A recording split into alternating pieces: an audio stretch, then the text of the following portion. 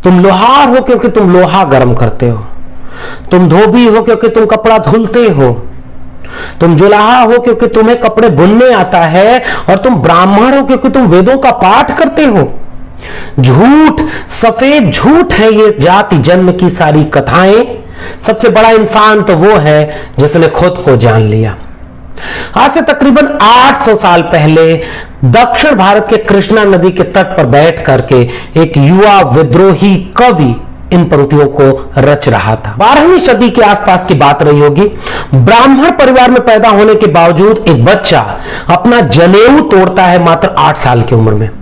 बुद्ध की तरह घर बार छोड़ करके निकल जाता है ज्ञान प्राप्ति में, और जब ज्ञान प्राप्ति करके लौटता है तो वह वेद, पुराण, उपनिषद, छुआछूत, जातिवाद और लैंगिक भेदभाव के खिलाफ दक्षिण भारत में क्रांति की जमीन रचना शुरू कर देता है। वह युवा कवि लिखता है कि सांप को पूजते हो और सामने आ जाने पर उसी सांप को मारने दौड़ते हो। कौन था वो युवा कवि? उसकी सामाजिक सांस्कृतिक जमीन किस तरह की थी? उसने जाति के खिलाफ यह बिगुल बजाया सामाजिक क्रांति का, वह कैसे संभव हो पाया? कितना जानते हैं उस कवि के बारे में? जी, हम बात कर रहे हैं उस शख्स की जिसे उसके चाहने वाले बसवेश्वर यानी भगवान कहते थे, और लोग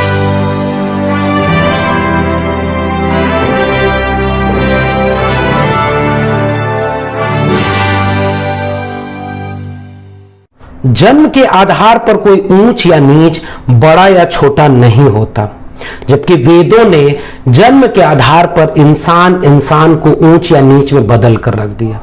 इन्हीं से जातियां पैदा हुई और जातियों की वजह से मूर्ति पूजा और मंदिरों तक का अस्तित्व बनता चला गया।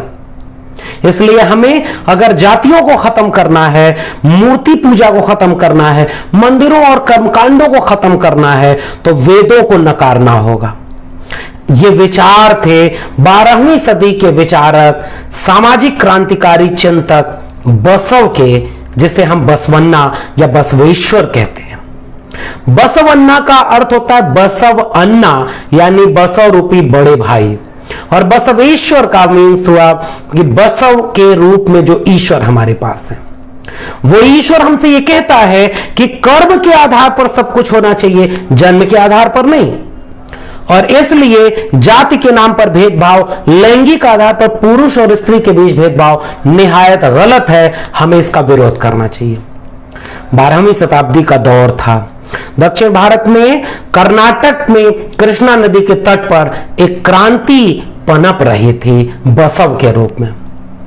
एक नया दार्शनिक विचारक चिंतक जो एक आधुनिक मन रखता था, आधुनिक दर्शन रखता था, एक गतिशीलता रखता था। शायद इस गतिशीलता को उसने उस कृष्णा नदी की गतिशील धारा से पाया था, महसूस किया था, और उसे अपने विचारों के जरिए समाज में क्रांतिकारी बदलाव लाने के लिए इस्तेमाल किया।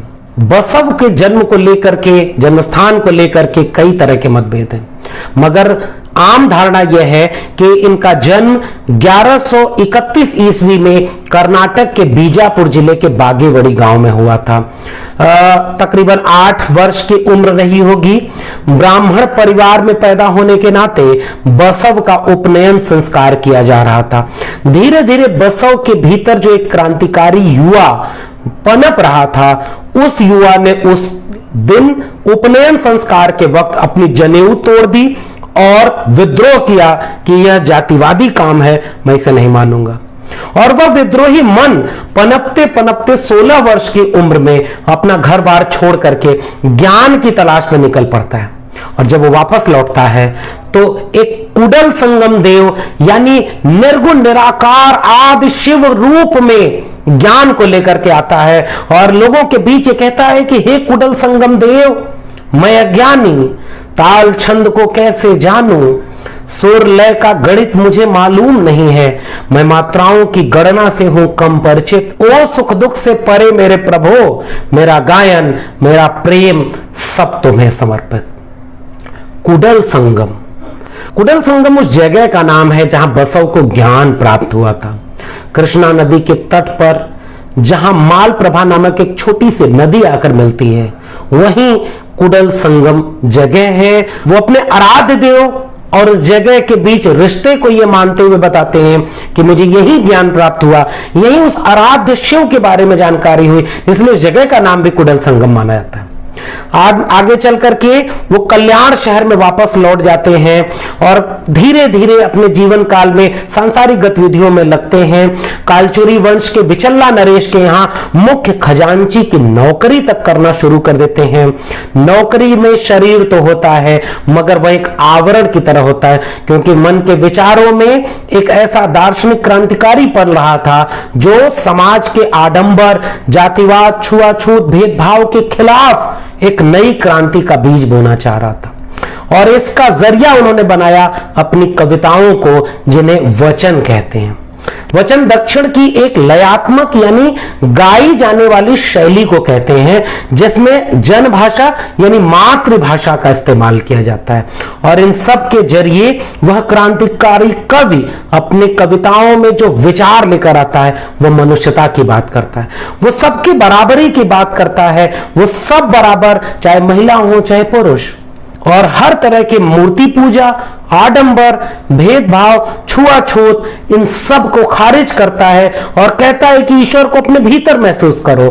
कबीर की परंपरा, नानक, रैदास, पलटू साहब, दादू साहब, बीका साहब की परंपरा, बुल्ले शाह की परंपरा, बाबा फरीद की परंपरा, यानी भारत का एक शानदार भक्ति मूवमेंट ऐसा लग रहा था कि यहां करवट ले रहा था। अपने शुरुआती बीज वपन काल में बसवन्ना के यहां भी फल फूल रहा था, जब बाद में चल करके कबीर ये कहते हैं, मोको कहां ढूंढे रे बंदे, मैं तो तेरे पास में जाके सिर सब ढोर ढोन थे, अजहू फिरे बनारसी आसपासा, आचार सहित विप्र करे दंडवती, तीन तने रविदास दासानुदासा। तो भक्ति आंदोलन की जो मूल चेतना थी, ऐसा लगता है कि वो बसवन्ना के यहां आकार ले रही थी। बसवन्ना की कविताओं का अनुवाद करने वाले रामानुजन कहते हैं कि इनकी कविताएं किसी राजसत्ता यानी राजा या पुरोहित को संबोधित नहीं होती, उनसे टकराती नहीं है, वो सीधे ईश्वर के अस्तित्व पर प्रश्न चिन्ह खड़ा करती हैं और वह कहती हैं कि ईश्वर को अपने भीतर महसूस करो। भक्ति परंपरा का अग्रदूत इसलिए इन्हें माना जाता है। बसवन्ना लिखते हैं कि मार्ग भक्ति का आरी की धार सा, आगे बढ़े तो चीरता है अंग और वापसी की राह भी उतनी ही लहूलुहान है। यानी यह एक नए प्रकार की भक्ति, वह भक्ति नहीं जैसे बसवन्ना कहते हैं कि आप तो व्यापार कर रहे हैं। ईश्वर और मनुष्य के बीच यह भक्ति का व्यापार किसने शुरू किया, यह कर्मकांड आडंबर किसने शुरू किया, और उन्होंने इन सब को खारिज किया और कहा ईश्वर भीतर है। विचारों को जब वो व्यवस्थित करने लगे तो वहां से दो तरह की धाराएं निकलती हैं, वीर शैव धर्म की और लिंगायत धर्म की। ये दोनों धर्म को मानने वाले लोग अपने को बसव से जोड़ते हैं, मगर वीर शैव थोड़ा मंदिरों को भी मान लेते हैं, थोड़ा वेदों को भी मान लेते हैं, थोड़ा मूर्ति पूजा के यहां भी चले जाते हैं, लेकिन वो तमाम तरह के आडंबर और छुआछूत को नकारते हैं और समतावादी समाज बनाने लगते हैं। लेकिन लिंगायत धर्म के मानने वाले लोग असल में बसव के विचारों को जीने का काम करते हैं। बसव में जो क्रांतिकारिता थी वो लिंगायत धर्म के मानने वाले लोगों में दिखती है। लिंगम शब्द से बना है लिंगायत, और लिंगम शिव का प्रतीक एक छोटा चिकना पत्थर होता है जो ये लोग आदि शिव की पूजा करते हैं और उस पत्थर को इष्ट लिंग को धारण करते हैं, धागे से बांधकर या शरीर के पास रख करके उसे अपनाते हैं। बसव ने अपने अनुयायियों को कहा कि अगर आपको लिंगायत धर्म को मानना है, हमारे विचारों का अनुसरण करना है, तो आपको ये 7 काम जरूर करने होंगे। चोरी नहीं करना, हत्या नहीं करना, झूठ नहीं बोलना, क्रोध से दूर रहना, एक दूसरे के साथ सहयोग करना, दुख का सामना करना और अहंकार से कोसों दूर रहना। और बसव की पूरी धार्मिक, सामाजिक, सांस्कृतिक चेतना के भीतर जो मूल तत्व है वह है कल्याण, जिसे अंग्रेजी में वेलफेयर कहते हैं। और हमको पता है कि आज जो लोकतंत्र का जो ढांचा हमारे सामने संसदीय लोकतंत्र का है, उसके भी कोर में है वेलफेयर स्टेट। बसवन्ना एक ऐसा मानवता पर आधारित समाज बनाना चाहते थे जिसमें सबका कल्याण हो। उन्होंने मूर्ति पूजा का विरोध किया। अपनी कविताओं में बसवन्ना घड़ों, कंघों, तीर, धनुष और प्यालों में पाए जाने वाले भगवान की आलोचना करते हैं, मूर्ति पूजा को खारिज करते हैं और कहते हैं कि वो आपके भीतर है। हर तरह के आडंबर, छुआछूत को खत्म करने की बात करते हैं और सबसे महत्वपूर्ण काम जो था जाति के खात्मे की बात।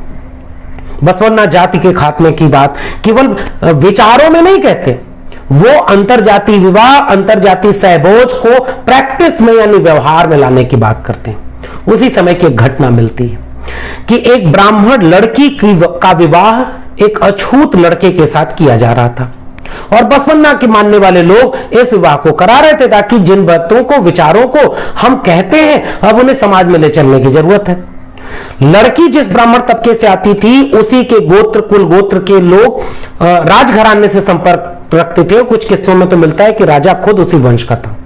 राजा ने बारात पर हमला करवा दिया, बारातियों की आंखें निकलवा ली गई, उन्हें हाथी के पैरों तले कुचलवाया गया और दूल्हे व दुल्हन को रास्ते पर घसीटा गया तब तक जब तक उनका दम न निकल गया हो।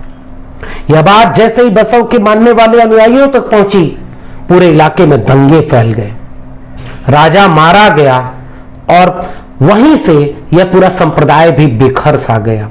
वीर शैव संप्रदाय बिल्कुल अलग हो गया, लिंगायत संप्रदाय अलग हो गया और माना जाता है कि उसी समय के बाद बसव भी शहर छोड़ देते हैं और कुछ वक्त बाद यानी तकरीबन 1167 ईस्वी के आसपास उनकी मृत्यु हो जाती है।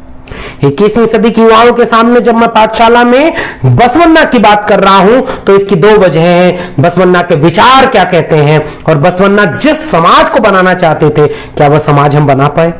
क्या आज भी अंतरजातीय विवाह को यह समाज स्वीकार कर पाया है? ऑनर किलिंग से लेकर के दलितों के घोड़ी चढ़ने जाने तक पे हमला करने का समाज बसवन्ना को क्यों नहीं अपना पाया? यह सवाल मेरा 21वीं सदी की युवाओं से। आज कृष्णा नदी के बहाव में थोड़ा बदलाव आ चुका है। कृष्णा नदी उस जगह से थोड़ा हट गई है जिसे कुडल संगम कहते हैं, मगर वहां जाते हैं लोग, वहां आज भी उस कुटिया, उस आश्रम में सिर झुकाते हैं जहां बसव ने अपने विचारों को धार दी थी, समाज को बदलने की कोशिश की थी। उन लोगों में चुनावी दौर में कुछ राजनेता भी होते हैं, वे राजनेता जो वैचारिक तौर पर तो उस विचार को मानते हैं जिस विचार को बसवन्ना खारिज करते हैं, उसके खिलाफ खड़े थे। बसवन्ना की मूर्तियों पर माला पहनाने वाले नेता उस विचार को मानते हैं जो वेदों को सबसे प्रमुख ग्रंथ मानता है। बसवन्ना की मूर्तियों को सामने से माला पहना करके उनके विचारों को जीवन में आत्मसात करने वाले लोग क्या मूर्ति पूजा, ईश्वर और आडंबर, जातिवाद के विनाश की बात करते हुए कभी दिखेंगे? यह अंतर्विरोध हमारे दौर का है, क्योंकि ये नेता बसवन्ना के मानने वाले लिंगायत धर्म के लोगों को, जिनकी आबादी तकरीबन 70 से 80% दक्षिणी कर्नाटक में, महाराष्ट्र, आंध्र व तेलंगाना में पाई जाती है, उन्हें वोट बैंक समझते हैं। क्या ऐसे ही हमने अपने राष्ट्र निर्माता महापुरुषों के साथ बदसलूकी नहीं की है? क्या यह वैचारिक घात नहीं है? क्या अकादमिक संस्थानों में बसवन्ना को नहीं पढ़ाया जाना चाहिए था? क्या वैसा समाज बनाना हमारा मकसद नहीं है क्या? इसलिए यह सामाजिक न्याय की पाठशाला में आज बसवन्ना पर बात की हमने। जाते जाते सोचिएगा, जब बसवन्ना इन पंक्तियों को आपके बीच आज भी ऐसा लग रहा है कि कहीं कोने खड़े होकर कह रहे होंगे, माला पहनाती हुई मूर्तियों पर नेताओं को और बसवन्ना का नाम लेकर के वोट मांगने से लेकर के उनको बचेगा जो चलायमान है। जी हां, वही बचेगा जो चलायमान है, जो सजीव है, जो जिंदा है। ठस चीजें, मूर्तियां, वेद, पुराण, जातिवाद, कर्मकांड, स्त्री पुरुष भेदभाव, इन सब ने मनुष्यता का जितना नुकसान किया है, इन कवि की पंक्तियों में बसवन्ना जैसे प्रतीकों ने उससे उस नुकसान की भरपाई करने की कोशिश की। मगर अफसोस कि हमने 21वीं सदी के युवाओं तक उन विचारों को आने ही नहीं दिया, सिलेबस में नहीं लगाया, उन पर बात नहीं की और उनकी किताबों को अनुदित करके घर घर नहीं पहुंचवाया, क्योंकि हम उनके विचारों को मारना चाहते हैं और व्यक्ति की पूजा करना चाहते हैं। आपको ये बातचीत कैसी लगी? आपको और जानना चाहिए बसवन्ना के बारे में, इन सारी चीजों के साथ साथ और पढ़िए और जानिए। कम समय में मैंने बहुत बुनियादी परिचय दिया है। आपको ये परिचय कैसा लगा कमेंट बॉक्स में जरूर बताइएगा। अगर आप YouTube पर मेरी वीडियो देख रहे हैं तो जाते जाते चैनल को सब्सक्राइब जरूर करिएगा। अगर ये बातें अच्छी लग रही है तो लोगों तक पहुंचाइए। अगर फेसबुक पर आप ये वीडियो देख रहे हैं तो मेरे पेज को जरूर लाइक कीजिएगा। मिलते हैं जल्दी किसी नई शख्सियत, किसी और व्यक्तित्व के साथ, और तब तक के लिए बहुत बहुत धन्यवाद।